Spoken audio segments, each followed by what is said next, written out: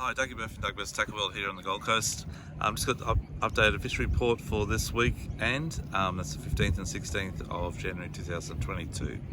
Okay, guys, we've got a little bit of swell. Do the offshore report first. We've got a little bit of swell around, so it isn't the best conditions. We've got northerly winds. It was meant to be not too bad this weekend, but they've changed a bit. We've got sort of 10 to 15 knots tomorrow, 20 knots in the afternoon. And Sunday we've got sort of 15 knots in the morning, picking up 25 knots in the afternoon with a possible thunderstorm. So all in all, add to that about a 2 metre swell running up to 4 metres on the sets. Early morning high tide with a run out tide during the day with a 20 knot northerly on. It's not the best conditions for the bars and the seaway.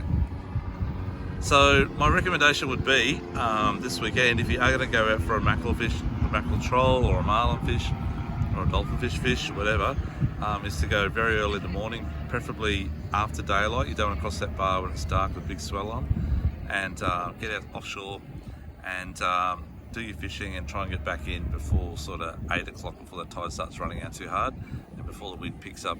If you know what you're doing, you can obviously go a bit further and go a bit longer, but that's up to you guys, and please take care. Fishing wise, definitely the fishing's been much better this weekend compared to last week. We're seeing good catches of spotty mackerel down at Palmy and Spanish mackerel. We've seen a couple of Spanish mackerel at the front on the 17 fathoms at Diamond Reef.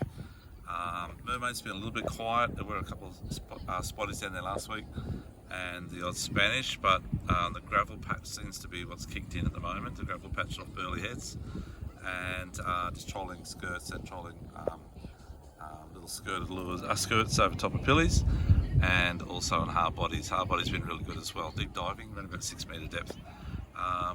Offshore further, we've got the game comp on this weekend, which is the Gold Coast Game Fish Club Garmin Classic Shootout, Light Tackle Masters.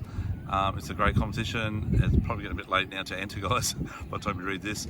But you'll hear a lot of reports on their fishing over the next couple of days. Last year there was about 300 black marlin caught and tagged in this competition. This year, not quite sure, the fish aren't quite here yet, but there are quite a few out there. We'll see how it goes. There'll be a lot of dolphin fish caught as well, and maybe a few wahoo as well, and tuna. See how it goes. Snapper wise, yeah, still a few snapper around in close. You need to get out early and get back early before that wind comes up, and a few trade Jew and still a few mulloway Jew as well. That's probably about it for offshore reports. As I said, it's been a bit quiet due to the weather. We just really need a good run of weather. We've had bad weather, and it's just the way it's been this year so far, with big swell from those big cyclones going past out wide, and also just constant wind. Whether it be southerly or northerly, it's always blowing 20 knots plus. But anyhow, see how we go for next weekend. Okay, we'll shoot now to the Broadwater and jumping pin scene. So what we've got at the moment at the jumping pin area is a big swell on the bar. Don't go across the jumping pin bar, whatever you do. My recommendation would be to stay away from the bar entrance. Maybe just come in a bit.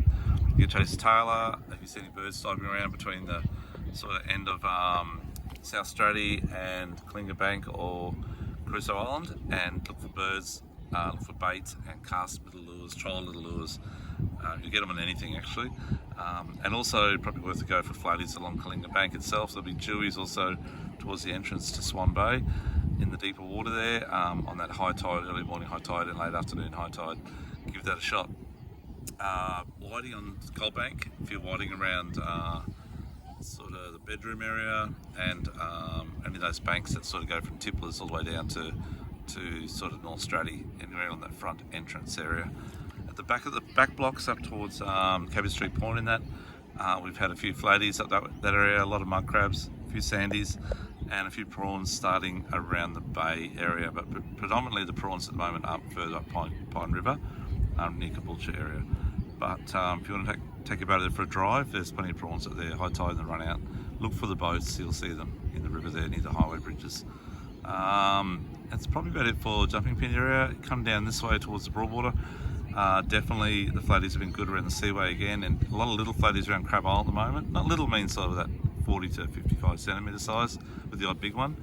So definitely worth having a shot around there at Crab Island, and also along the north wall of the seaway and south wall of the seaway on the early morning high tides, a good tide as well.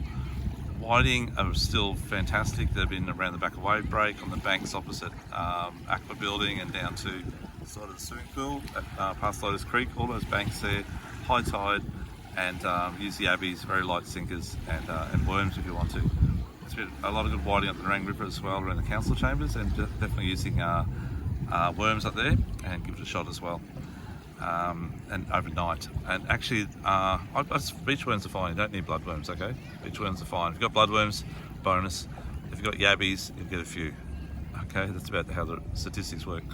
Mud crabs up the Coomba Creek area, definitely in the Pimpernel River and definitely in the Coombe River.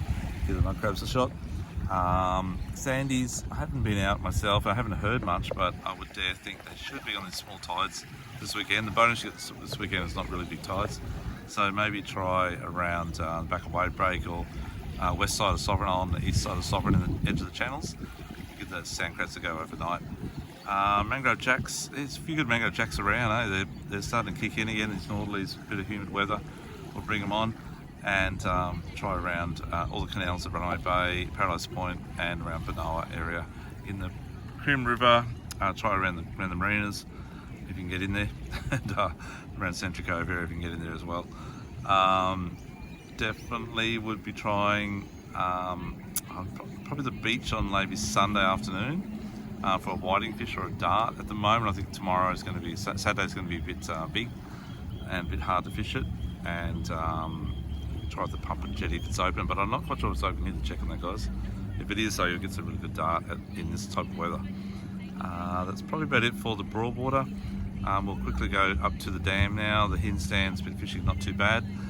Some big bass, actually a lot of little bass and a few big bass. Definitely try again around Ian's Island on the west side, out from the boat ramp, and definitely head left to the quarry area on that point.